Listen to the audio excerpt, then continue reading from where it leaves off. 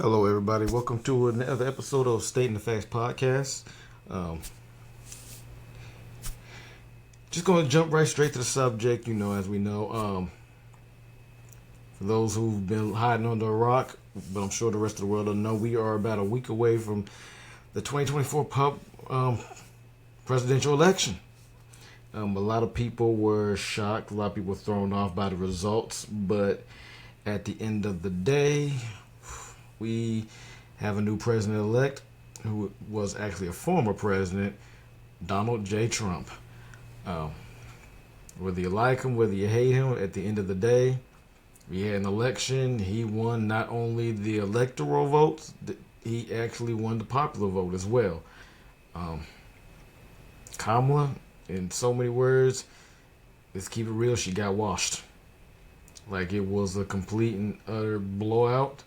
Um, Whether you love her, hate her, it was pretty much. With that said, Democrats definitely have to go back to the drawing board and kind of figure out where the hell they went wrong. Like, that blue wall was knocked down. When it came down to it with the electoral votes, Kamala Harris, 226 electoral votes. Donald Trump, 312. Far exceeded the 270 that he needed. Um,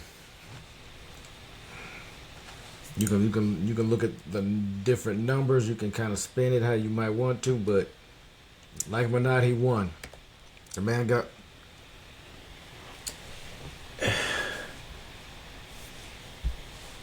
like he took the popular vote. The man got 76 million people. Kamala got 73 million. And we basically, I've called it, and I believe Jill Stein called it herself. When you look at this country, typically your blue states are going to remain blue, your red states are going to remain red, and literally you got about 9 states consisting of Nevada, Arizona, Wisconsin, Michigan, Pennsylvania, Georgia, maybe about 6 states. No, I'll say Nevada, Arizona, Wisconsin, Michigan, Pennsylvania, North Carolina, South Carolina, Georgia, Florida. Them 9 states are typically your swing states. They are the ones in reality that tends to make or break an election. They are the deciding factor. Everybody else, unless something changes in the next 30, 40 years, California is always going to remain blue. California is going to be blue. States like my state, Tennessee, is going to remain red. Texas is going to remain red. New York is going to always be typically a big blue state when it comes to presidential elections. So you saw a lot of states that were blue in 2020 flip in 2024. They flipped red. Nevada flipped red. Arizona flipped red. Georgia flipped back to red. Pennsylvania flipped red. Michigan flipped red. Wisconsin flipped red. And I know a lot of people seem to be in shock by that, but honestly, if you have been paying attention, a lot of people in the grassroots have been talking about basically that they were kind of fed up with Democrats. A lot of them weren't Trump fans, but a lot of people just kind of sat there and said, you know what, the Democrats ain't really trying to, I don't want to say catering, but they're not really trying to seriously bring in black folks, especially black men. Democrats did a lot of shaming tactics. They brought Barack Obama out. President Obama came out there, wagged his finger at black men, trying to make it seem like we were obligated to vote for Kamala Harris just because she is black. If she is black, if she really is black, that's a whole nother conversation. I've noticed several differences and things that I'm not. Trust me, I am far from being a Republican. But at the end of the day, there were things that the Democrats did that I thought were racist. You want to call the Republicans racist. but I don't recall Republicans bringing out black women and having them and doing campaigns and bringing black women out there to twerk. Now I know some of these artists, their thing is twerking, they may not be offended by it, but I'll give an example. Amber Rose, when they had the Republican convention. Not really a fan of Amber Rose, never have been, never will be. But the thing that I kind of respected what the Republicans did, they brought her on stage. And regardless of how you feel about Amber Rose, the speech she gave, you might say it's BS. You may say she's an idiot. But at the end of the day, they gave her a platform to go up there, say what she had to say, applauded her. She got to keep her clothes on, didn't shake her behind. She got to go up there and speak her piece and say, this is why I am siding with this person right here. Whether you agree with it or not, they gave her a respectable platform to do so. Kamala goes up there, black women twerking, shaking asses.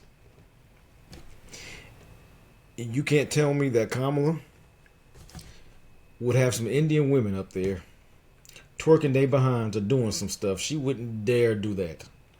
But they had no problem bringing black women out there and having them do it. And I personally found that to be very disrespectful.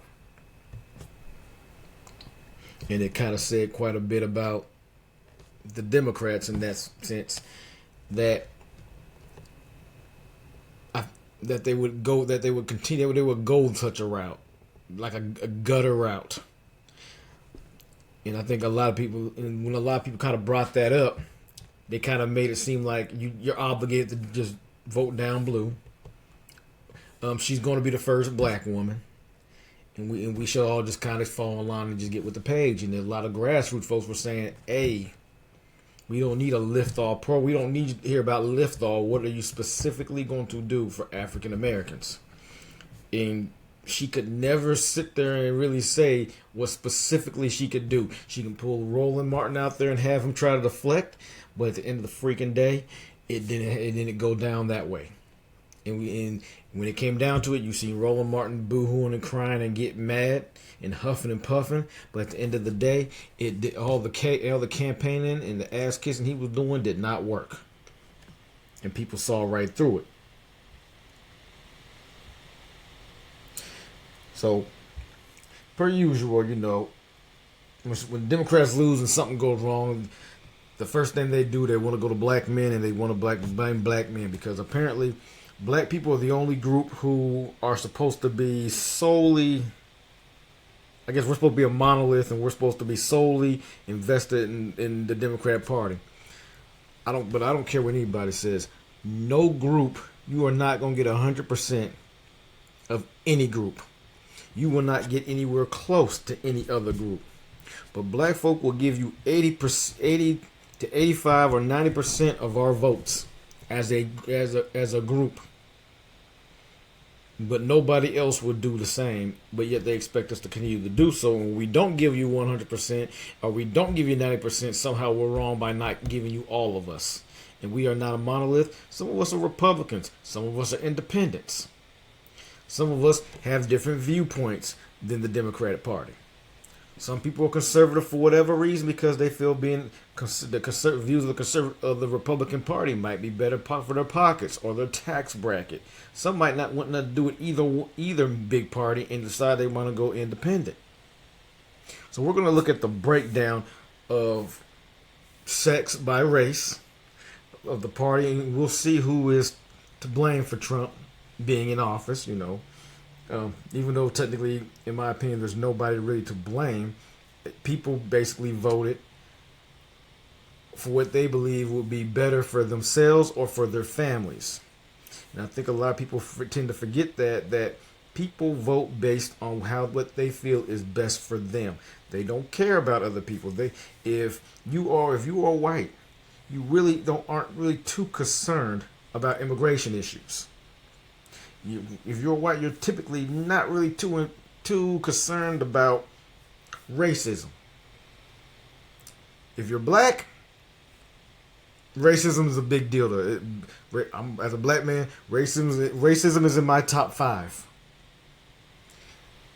If you're white, racism probably is not in your top 5 of things when you step into that voting booth. Unless you got a black spouse or a brown spouse, your typical concern, racism typically isn't in your top 5. Regardless of how progressive you feel you might be, it is not in your top 5. So let's go ahead and look at the results.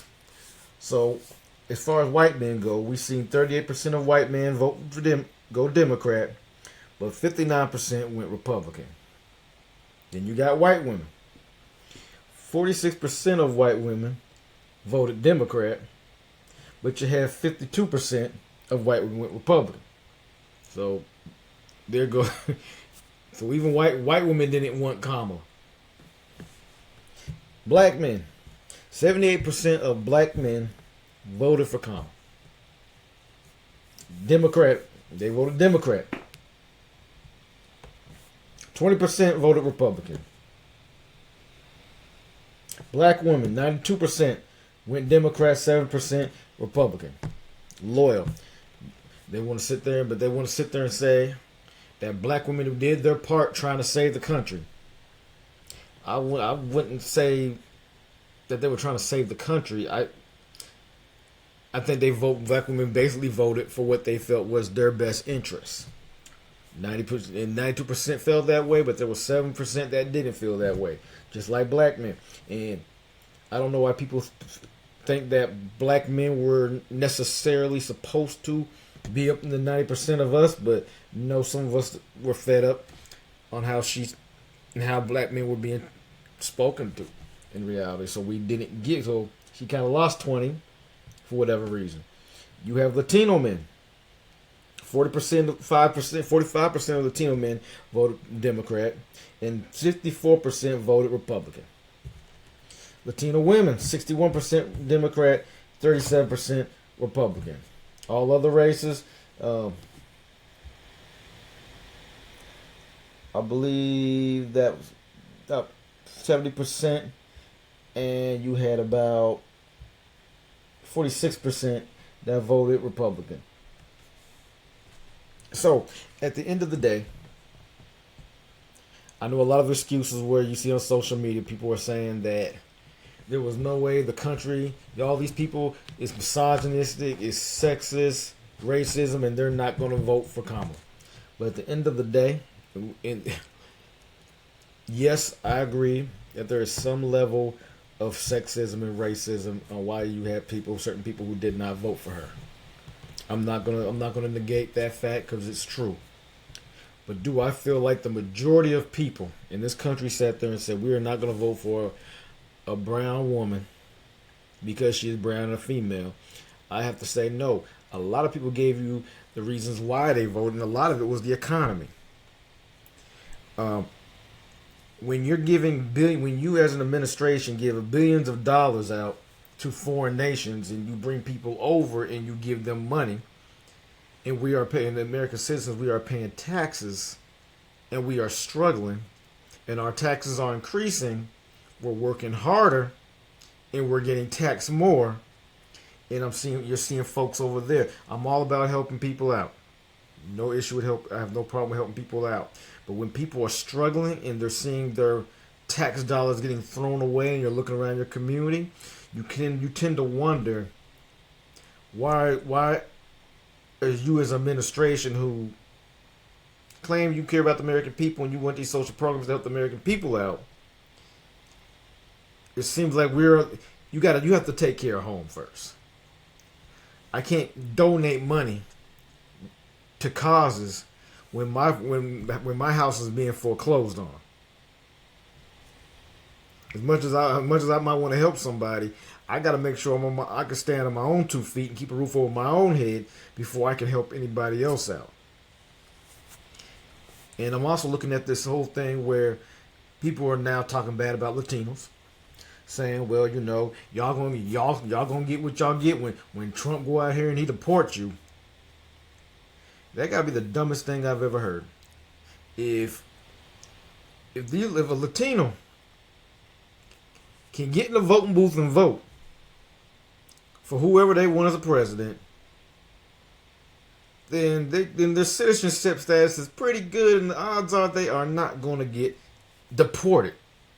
Now, if he's already talking about deporting folks, but if he doesn't get but these folks who voted for him are not going to get deported because they are clearly citizens and have a right to vote. Therefore, the last thing on their mind is getting deported. Now, they might have a friend who can't vote because they don't have citizenship. They may have a cousin somewhere, a family member who might not be a citizen, who's still probably going through the citizenship route. But at the end of the day, these folks are not going to get deported. And it's kind of racist to kind of assume that just because somebody's a Hispanic or a Latino, let's say Latino, doesn't mean that they're going to somehow be deported. Latino does not equal undocumented or illegally in this country. You have Latinos in this country, a lot of them who are citizens. And they went in that voting booth and they made a decision based on what they felt was best for them and their family. Now, it might blow up in their face, but at the end of the day, when we all vote based on what we think is going to make the best decision and who's going to be the best person for the job. Sometimes you vote for people and you realize, like, damn, that was not a good choice. I'm not voting for this person next time. But at the end of the day, we're going to have to push through it, work through it, and just kind of just call it what it is. Donald, it's 4 years. People, when he got in there in 2016, people thought it was the end of the freaking world. And 4 years flew by. Did he do some things that we didn't agree with? Did he make some decisions that we didn't agree with? No. Yes, he did. He didn't do too. In some cases, he did good. Some things he did bad, depending on who you talk to. But at the end of the day, the world did not come to a work. 4 years flew by, and the world did not come to a freaking end. And I got the feeling that for the next 4 years, let's be realistic. This is the second term. He can't get a third. This term is going to fly by, just like the last 4 years, and we'll be having this election again.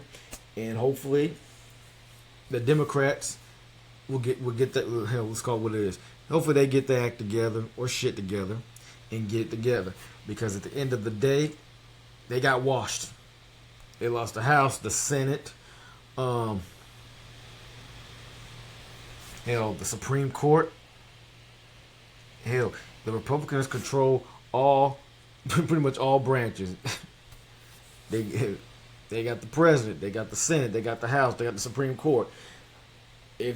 Right now, you got 3 Supreme Court justices who are looking at probably retiring or possibly dying, Lord forbid.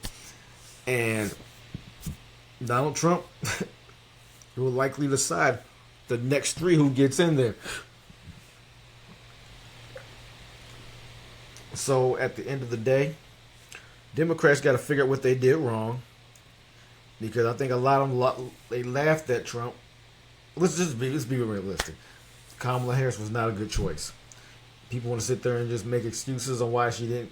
But at the end of the day, Joe should have stepped out back in January. We all knew what it was, and they were coming for him, and he should have stepped out in January. Kamala Harris was somebody who we did not want as a president. She ran back in 2020, and nobody wanted her. She left in the middle. And then when Joe got picked, President Joe Biden, people wanted him to pick Stacey Abrams or somebody else. There was a couple other black people that wanted to be picked, and he went and picked Kamala Harris. And black folk were disappointed. But you know what? Black folks sat there and said, you know what? We're all blue. We're gonna support it. You know what? She's brown, so you know we're gonna kind of run with it. They kept telling her she's black. She's innocent.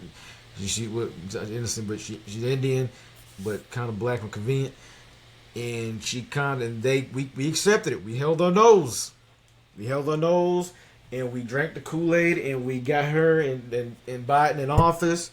And then when Biden was horrible, we backed her. Well, I ain't gonna say we, but black folk backed her and just pushed for it because we were told that's what we were supposed to do. We were supposed to toe the Democratic Party line, and that's what black folks did. And we carried the weight, and they got washed. And the reality is, if Democrats want to win, they have to start coming at black folk with immigration issues. Immigration is not in our top 5. You actually have to, just like you make promises and you do things for other groups, you have to specifically do stuff for black folks when they tell you, we want to know what you specifically are doing for us. And if you can't, and when black folks talk about some reparations and you sit there and talk about, well, we going to do a study, we got studies going back for the last 50, 60 years. Black folks don't need to hear another study. When you say stuff like that, black folks at this point, a couple elections ago, we probably would have sat there and been like, okay, she going to do a study. At this point, we done wised up on study means kick the can down the road. We ain't going to even bother and take it seriously.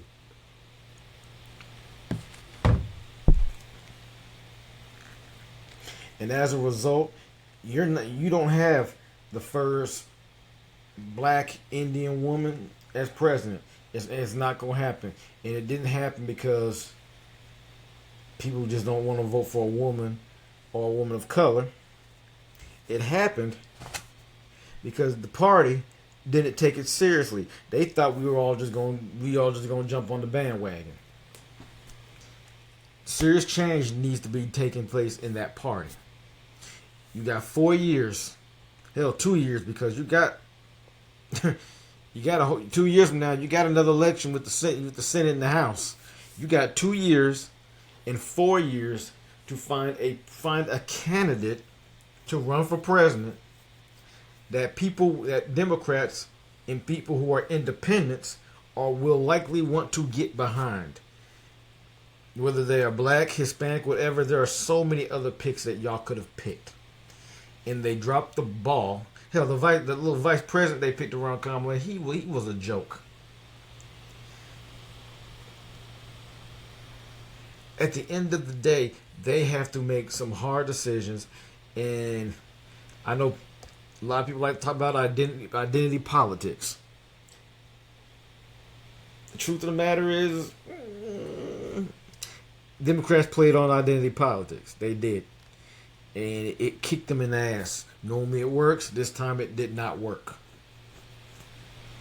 And a lot of them commentators on CNN, they all sat there and they had a wake-up call, and everybody had to sit there and swallow that pill and have to figure out, how did this happen?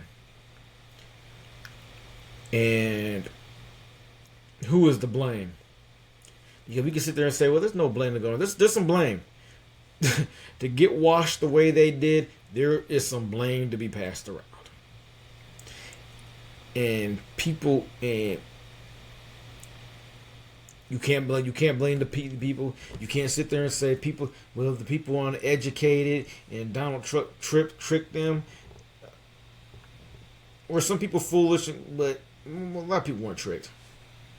And when you look at just the numbers of some of these states, some of these swing states that flipped, a lot of them were close. A lot of them were close when you think about it.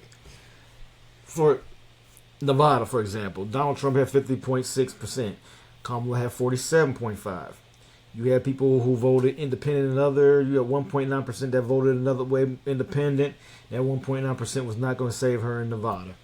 When you look at Arizona, Donald Trump won 52.2%. Kamala had 46.7%. The independents had 1.1%. Whether they went to Democrats, that was not going to save them. The same with Georgia. Georgia had 50.7%, and Kamala had 48.5%.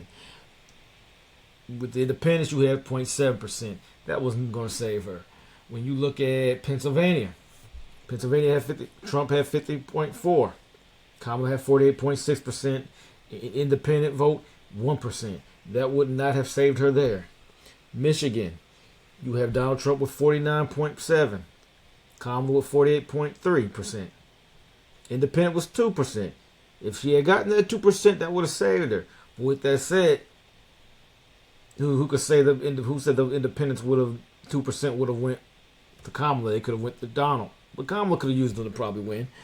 Wisconsin, Donald Trump 49.7%, Kamala 48.8%, Independents 1.5%. Could that have helped her? Possibly helped her get a win, barely. But who's to say that some of that 1.5 wouldn't have gone red? So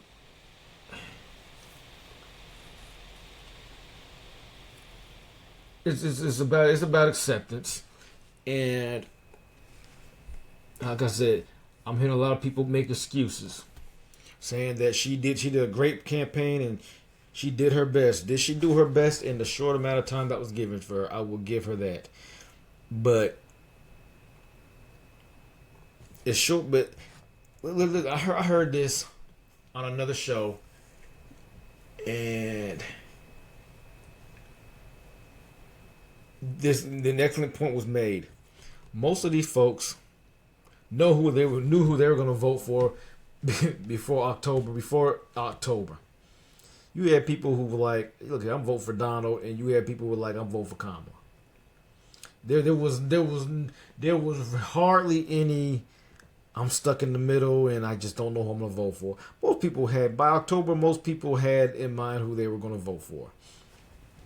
You might have some people who were like, yeah, I think I might want to vote independent, but I don't think they can win, so I think I might go with Kamala, I might go with Harris. You had very few people who were straddling down that line in the middle, and at the end of the day,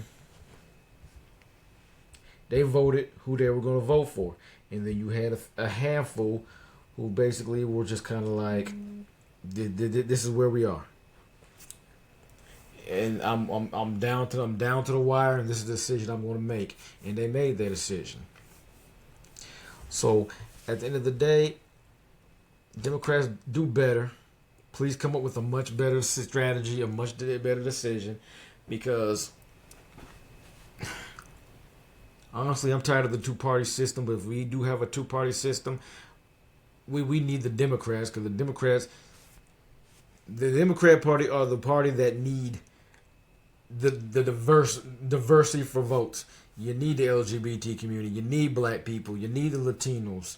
You need some white people, Asians, and Native